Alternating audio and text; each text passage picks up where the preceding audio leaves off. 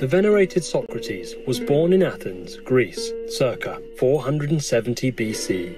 Many people consider him to be the father of Western philosophy. Others think of him as an insightful teacher and an enlightened master.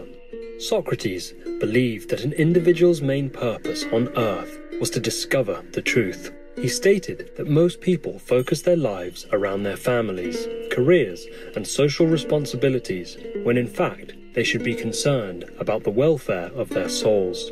With compassion for all life, Socrates followed and promoted a vegetarian diet.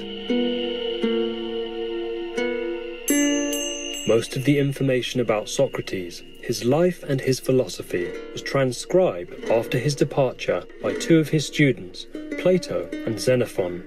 These disciples wrote about their master in several books, in which Socrates is depicted as the main character. One of Plato's most famous and influential philosophical works is titled The Republic. It features valuable dialogues between Socrates and others, mainly on the topic of justice and also the philosopher's journey to acquiring higher knowledge. Today, we will read an excerpt from Plato's book, The Republic, with a dialogue between the philosopher Socrates and Glaucon, where they discuss intellect, science, and understanding, the opinion of belief, and the perception of shadow. What knowledge will lead us to the real truth? Socrates said, as being is to becoming, so is pure intellect to opinion. And as intellect is to opinion, so is science to belief, and understanding to the perception of shadows.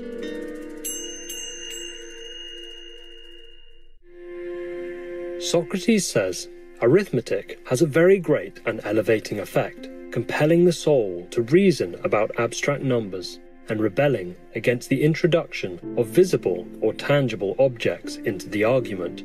You know how steadily the masters of the art repel and ridicule anyone who attempts to divide absolute unity when he is calculating, and if you divide, they multiply, taking care that one shall continue on and not become lost in fractions.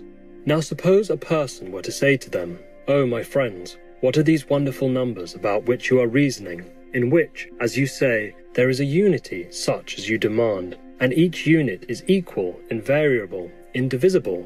What would they answer?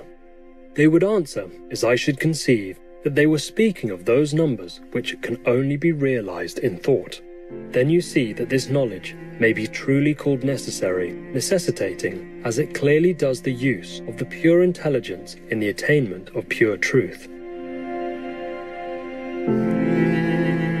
And have you further observed that those who have a natural talent for calculation are generally quick at every other kind of knowledge, and even the less sharp, if they have had an arithmetical training, although they may derive no other advantage from it, always become much quicker than they would otherwise have been? Very true, Glaucon said. And next, shall we inquire whether the kindred science also concerns us, said Socrates. You mean geometry? Glaucon asked. Exactly so, said Socrates.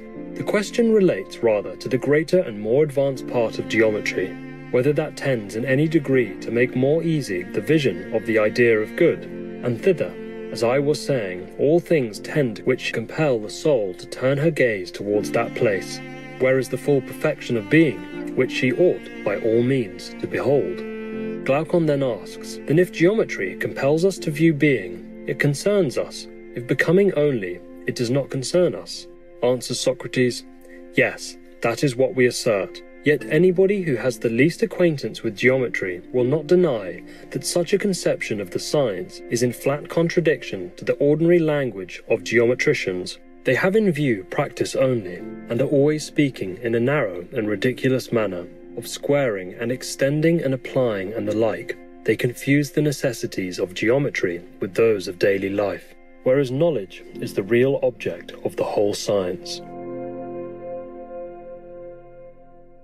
The knowledge at which geometry aims is knowledge of the eternal, and not of the perishing and transient.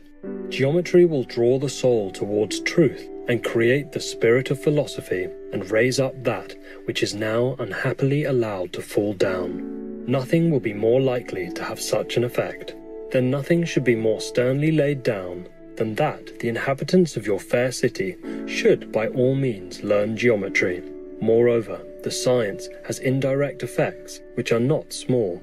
After plane geometry, I said, we proceeded at once to solids in revolution instead of taking solids in themselves, whereas after the second dimension, the third, which is concerned with cubes and dimensions of depth, ought to have followed.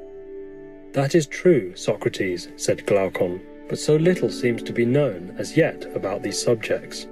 Socrates answers, why yes, I said, and for two reasons. In the first place, no government patronizes them. This leads to a want of energy in the pursuit of them, and they are difficult. In the second place, students cannot learn them unless they have a director. But then a director can hardly be found, and even if he could, as matters now stand, the students, who are very conceited, would not attend to him. That, however, would be otherwise if the whole state became the director of these studies and gave honor to them. Then disciples would want to come, and there would be continuous and earnest search, and discoveries would be made, since even now, disregarded as they are by the world, and maimed of their fair proportions, and although none of their votaries can tell the use of them, still these studies force their way by their natural charm, and very likely, if they had the help of the state, they would some day emerge into light. Then, assuming that the science now omitted would come into existence if encouraged by the state, let us go on to astronomy, which will be fourth. The right order, Glaucon replied. For everyone, as I think, must see that astronomy compels the soul to look upwards and leads us from this world to another. Everyone but myself, Socrates said. To everyone else this may be clear, but not to me. I should rather say that those who elevate astronomy into philosophy appear to me to make us look downwards and not upwards.